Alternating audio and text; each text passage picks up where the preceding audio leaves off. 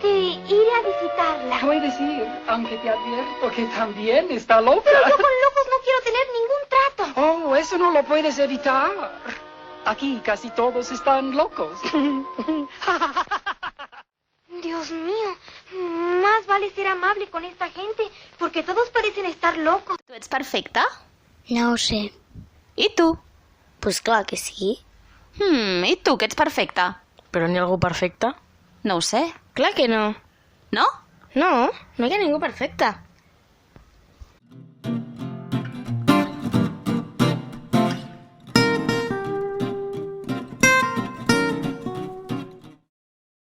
Buena y primaveral bienvenida a este nuevo paseo por las adicciones sociales de la mano de El enemigo silencioso y su peculiar tren. Si es tu primera vez en este viaje, no tengas miedo y déjate llevar los próximos minutos. En este ratito, como sabéis, los y las veteranas, dejamos a un lado los prejuicios y dejamos paso a la disposición por aprender y ayudar, y apostamos por la autocrítica. Ya empezamos. ¿Nos acompañas?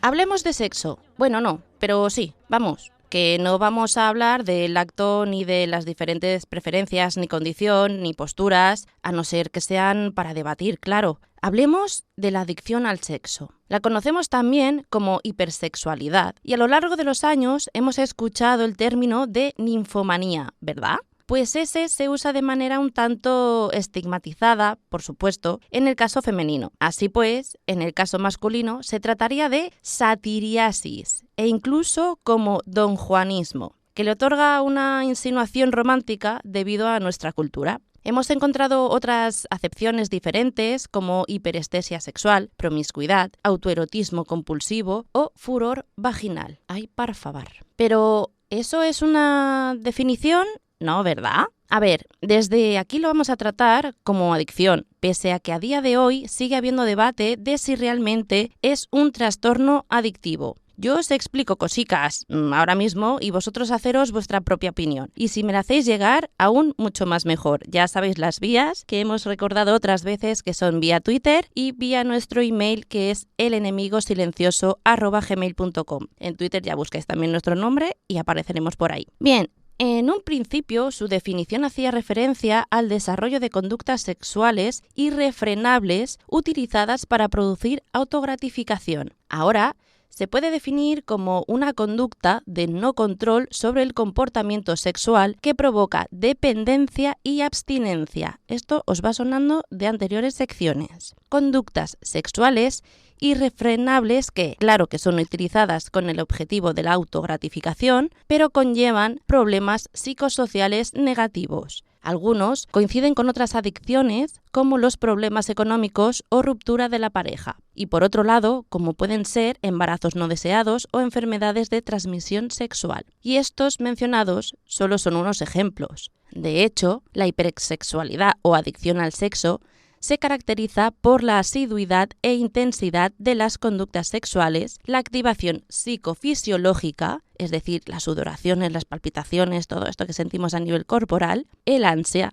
las fantasías sexuales, que están asociadas a la impulsividad. Debate a un lado sobre si se considera o no adicción, la OMS sí lo ha reconocido como un problema de salud mental, aunque no como un trastorno adictivo, sino como un trastorno del control de los impulsos.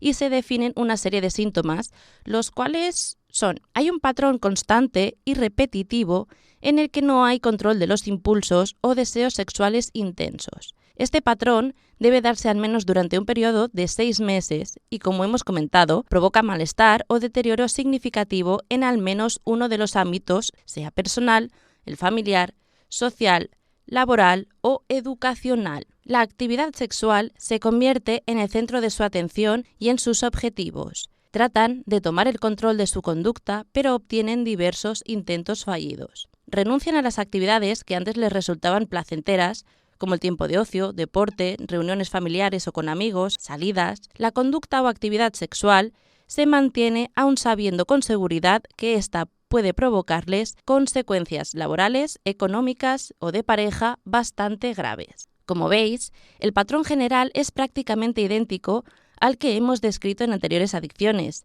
salvo que en esta ocasión el malestar o angustia está completamente relacionada con juicios morales y la desaprobación sobre los impulsos sexuales, necesidades o comportamientos, y no es suficiente para cumplir este criterio. Entonces, ¿qué características o rasgos tienen las personas con adicción al sexo? Tomemos unos segundos antes de continuar.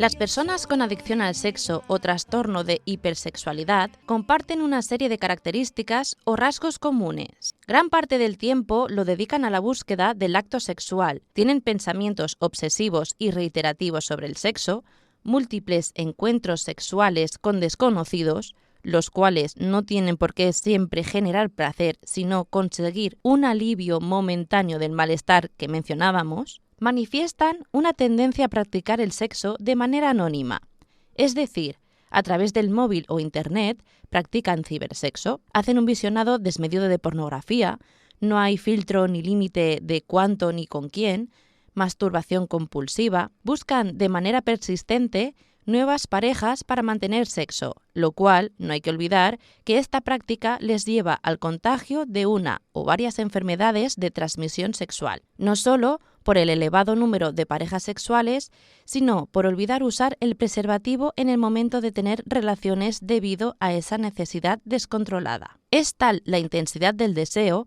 que el sexo domina por completo tanto su pensamiento como su conducta y mantendrá su comportamiento aun teniendo graves consecuencias negativas para sí y para su entorno. En las situaciones en que hay una pareja estable, ésta se acabará convirtiendo en víctima de ese comportamiento incontrolado.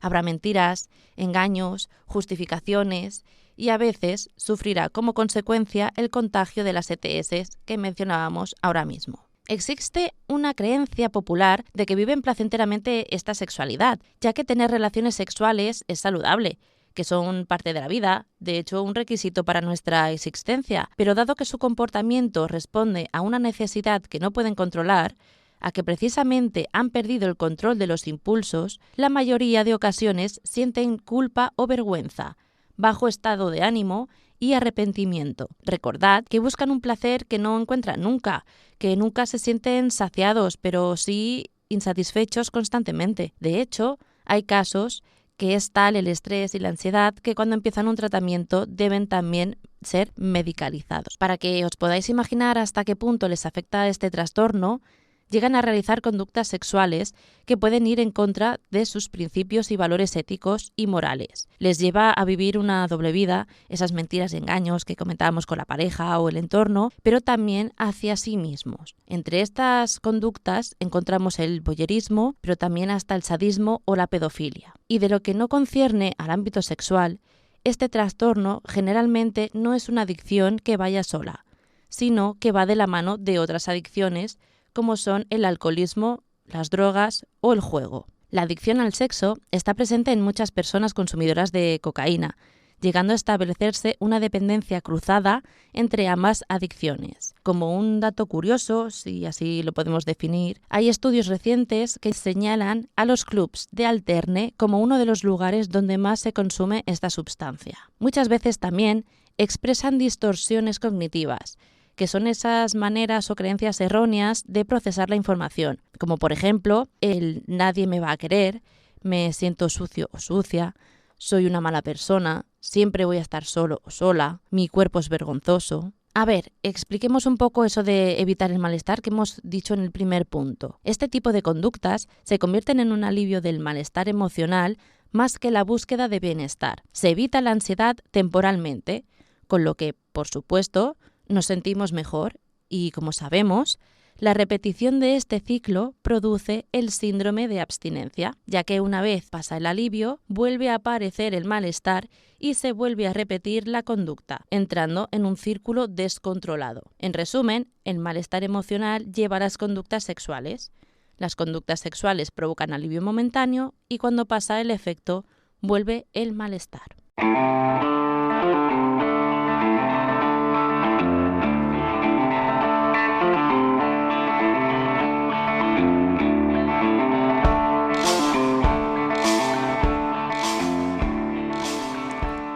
Nos encontramos en una época en que cada vez es más habitual hablar de sexo de una manera más abierta, sin muchos tapujos ni tabús. De hecho, creo que es indiscutible también la proliferación de imágenes sexualizadas que nos llegan, ya sea como reclamo comercial o de escándalos sexuales llevados a la televisión, por ejemplo. Pues sabed que todo lo contrario pasa con la adicción al sexo, ya que en realidad es una de las dependencias menos confesadas.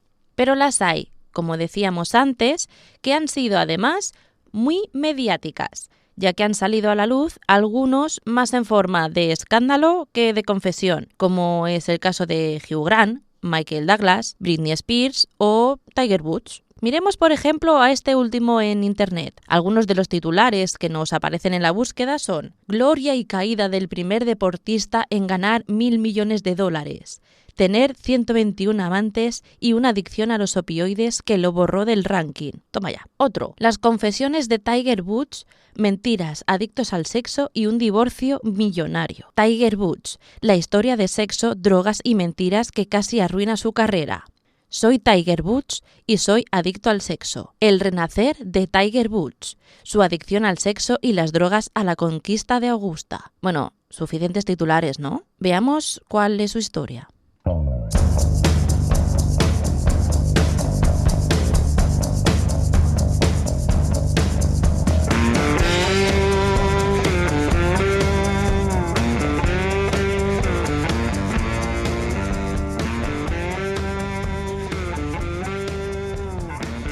Hay una manera ciertamente curiosa, o al menos a mí me lo parece, en que cuentan la historia de Woods.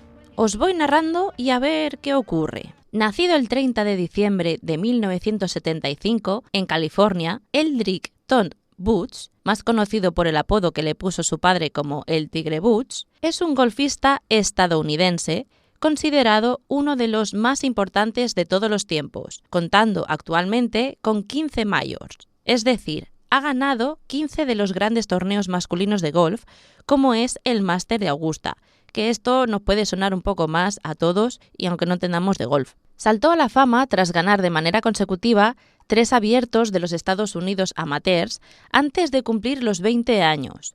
Después se profesionalizó y a los 21 se convirtió en la persona más joven en ganar un major. Dio un revuelo a este deporte que volvió a tener más repercusión. Fue un fenómeno de masas en un deporte tan cerrado y además considerado de blancos acomodados y adinerados. Su influencia fue hasta tal punto que los premios de los torneos crecieron en valor. De hecho, en 2009 se convirtió en el primer deportista en tener una fortuna de $1.000 millones. Fue a finales de noviembre de ese mismo año, el Día de Acción de Gracias, cuando tuvo un accidente automovilístico, del cual decían que había sido grave y donde, por suerte, apenas sufrió unos rasguños y cortes. Posteriormente, se supo que dicho accidente fue motivado por una disputa sentimental con su esposa tras descubrirse que el golfista mantenía varias relaciones extramatrimoniales. ¡Pam! Ya tenemos aquí la puerta abierta al escándalo. Aunque después regresó, el 11 de diciembre de 2009, Woods anunció en su página web una retirada indefinida de los campos de golf para centrarse plenamente en su familia, debido a que tuvo problemas de infidelidad. En 2010 acabó divorciándose de la madre de sus 2 hijos. Aquí falta información, ¿no os parece? Pues vamos a rebobinar un poco en el tiempo. Woods venía del que fue el golpe más duro para él cuando en 2006 falleció su padre Earl, y se enteró de ello a través de una llamada telefónica que le hizo su madre. Cuentan que en ese momento su reacción fue quedarse callado. Para entonces y por primera vez no pasó para jugar un major. Los médicos le aconsejaron no jugar por tener la rodilla destrozada, pero aún así no les hizo caso. Los problemas físicos fueron generándole otra adicción, esta vez a los opioides, como resultado de tanta ingesta para remediar los continuos dolores de espalda y rodilla. Se convirtió en un jugador metódico al frecuentar los casinos de Las Vegas y también se hizo amigo de otro grande del deporte, como es Michael Jordan. De esta manera fue iniciando una doble vida, la de padre de familia por un lado y la de Casanova por otro. Según un documental que se emitió en HBO sobre su vida, Tiger Woods gozaba de una posición de triunfador en el deporte, una vida de lujo, tarjetas black por ahí e infidelidades reiteradas. Llegó a acostarse, dicen, hasta con 121 mujeres, casi todas rubias, por lo que apuntan, que le gustaban con aspecto de colegialas y por las que llegaba a pagar cifras muy, muy altas. Todo ese estilo de vida eran rumores hasta que, en uno de sus viajes a Las Vegas, la prensa amarilla siguió a uno de sus amantes hasta la habitación y publicaron dicha información. Esto no causó tanto revuelo hasta que se produjo el accidente de coche que explicábamos que se produjo en noviembre de 2009, cuando Woods salía de su casa tras la pelea con su mujer y comenzaron a aparecer decenas de amantes. Y es que aquí viene una parte de la historia que, abramos comillas, más gracia me hace. Una de las noticias en las que se hizo eco la historia de Woods dice así: la gran cantidad de amantes con las que Tiger Woods engañó a su mujer ha levantado los rumores sobre una posible adicción al sexo del deportista, quien estaría recuperándose de ello en una clínica de Arizona, aunque los psicólogos apuntan a una posible adicción al amor más que a una obsesión con el sexo. Ahí va Morena, pero es que prosigue. Precisamente porque no se le ha visto en público, otros terapeutas apuntan a que es más factible que el golfista esté recibiendo tratamiento en privado para no llamar la atención, aunque esto le estaría privando de relacionarse con otros hombres que están en su misma situación. Vamos, que debido a su popularidad no podía hacer la terapia grupal. Sigamos con la noticia. Sea como sea, lo cierto es que ni siquiera se sabe cuál sería el verdadero problema de Tiger. ¿Cómo que no? Sharon O'Hara, directora clínica del Instituto de Rehabilitación Sexual de Los Ángeles, afirma que el haber mantenido relaciones largas con sus amantes hace que pueda sufrir de adicción al amor más que de obsesión por el sexo. Aparentemente tiene una necesidad de ser adorado, dice la tal Sharon O'Hara, de verse reflejado en los ojos de esas mujeres y que eso signifique algo. La terapeuta continúa. Otro de los doctores, el doctor Drew Pinsky, dice que en cuanto a la mejor manera de recuperarse, ha recomendado que su mujer no rompa con él, sino que se implique en el tratamiento, pues aún hay esperanza. Pues parece que no pudo ser. A ver, unamos algo de la información de esta historia con los puntos que decíamos que tienen en común quienes padecen una adicción al sexo. Pérdida de control, necesidad de conducta sexual. Tenemos. Búsqueda constante de parejas sexuales. Tenemos. Hay otras adicciones en juego. Tenemos. Consecuencias negativas como problemas con la pareja o económicos. Tenemos. Continúan con la conducta pese a esas consecuencias negativas. Tenemos. Bueno, así explicado es menos turra y cobra sentido, ¿no? ¿Vosotros creéis también que es más adicto al amor que al sexo? Yo ahí lo dejo.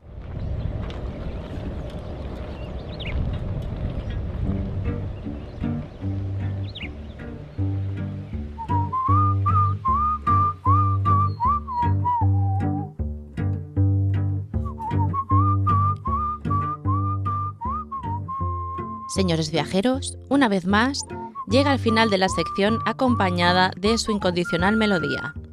Esperamos, como siempre, que la sección, el paseo de hoy, haya sido de su agrado y hayamos aportado algo a su conocimiento. Muchas gracias por escucharnos y hacernos compañía mutua. Les esperamos el próximo mes en el siguiente Enemigo Silencioso.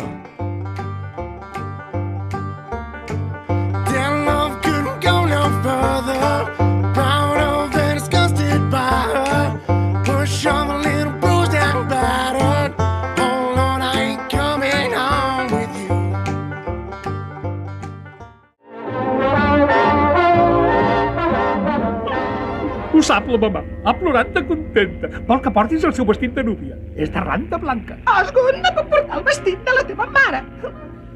És que ella i jo no estem fetes de la mateixa manera.